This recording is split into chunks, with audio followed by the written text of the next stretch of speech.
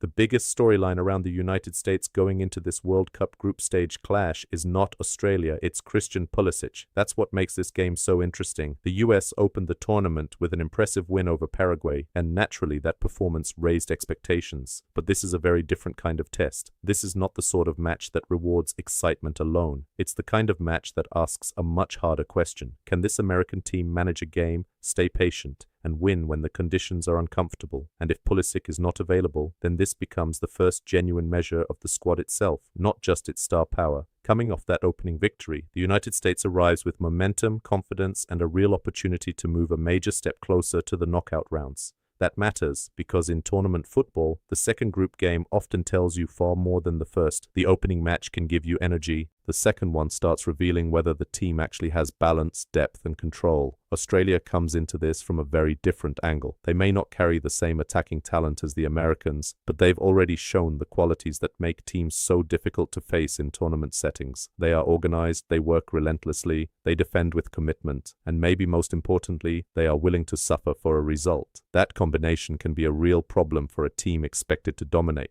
On paper, the United States will likely see more of the ball. They should control more of the territory, but that doesn't automatically make this a comfortable game. In fact, it may make it more complicated. Australia's objective is likely to be very clear. Stay compact, deny space, frustrate the Americans, and then break quickly whenever the game opens up.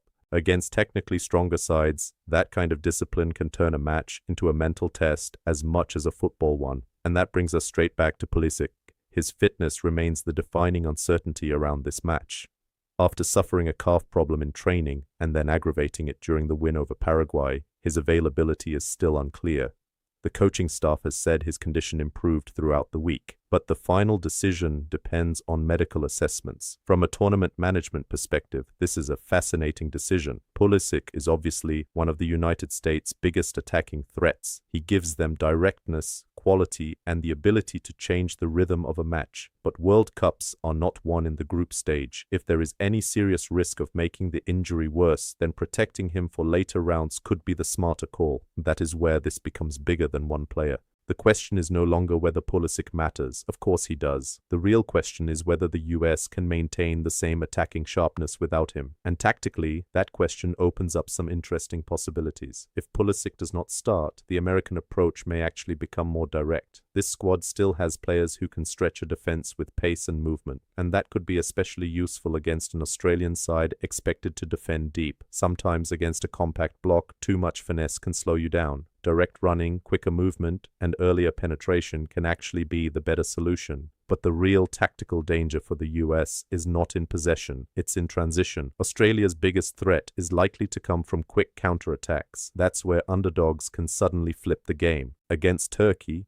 they showed discipline, energy, and the ability to stay competitive through collective effort rather than individual brilliance. That matters because it tells you exactly what kind of opponent this is. Australia does not need long spells of dominance to stay alive in a match. They just need structure, concentration, and a few moments of chaos in the right areas. So the American midfield has to be alert. If the US gives the ball away carelessly in dangerous zones, Australia could get exactly the kind of broken game moments they want. And those moments are often where tournament matches turn. That's why patience will be critical for the United States. There will be a temptation to force the issue early, especially after the confidence built from the Paraguay win. But forcing attacks against a deep, disciplined side can play directly into the opponent's hands. What the US needs is controlled possession, smart movement between the lines, and steady pressure that gradually wears down Australia's shape, rather than trying to break it with one rushed action.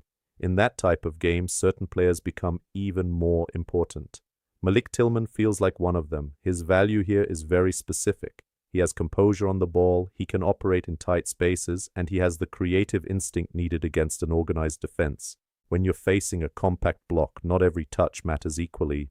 You need players who can receive under pressure, shift defenders, and create angles where none seem obvious. Tillman fits that profile, and this match could be exactly the kind of platform where that skill set becomes decisive.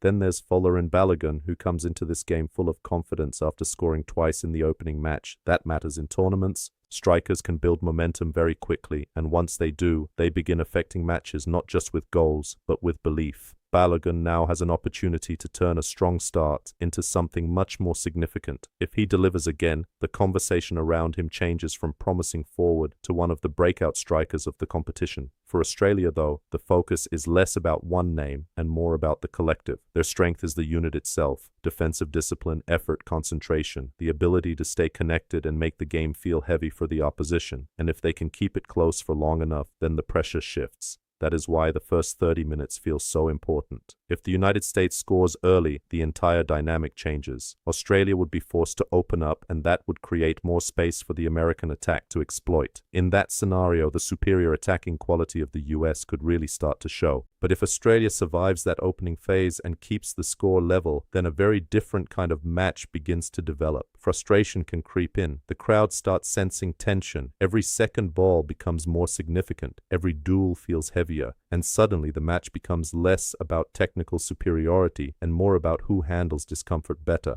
That is often how tournament football works, not through sustained brilliance, but through control of awkward moments. So what does the result mean beyond this game? For the United States, a win would do more than strengthen their position ahead of the knockout phase. It would reinforce the belief created by the performance against Paraguay. And if that win comes without Pulisic, it sends an even louder message. It suggests this is a squad with genuine depth, not just a team leaning on one star. That's a major difference, especially if the US is serious about making a deep run. For Australia, even a draw could be enormous. Against one of the strongest teams in the group, taking a point would significantly improve their path to advancement and validate the entire approach they are bringing into this match. And maybe that is the clearest way to understand this contest. For the United States, this should be winnable, but it may not be pretty. This feels far less like a showcase and far more like a character test. Australia will compete for every ball, defend with commitment, and try to pull the Americans into a physical, frustrating contest. The US has to prove it can win in more than one way, not just through attractive sequences or obvious attacking quality, but through maturity, discipline, patience, and resilience. Because the teams that go deep in a World Cup are not simply the most talented teams. They are the teams that can still find solutions when the game refuses to unfold on their terms. And that's why this match may tell us more about the United States than the opening win ever did.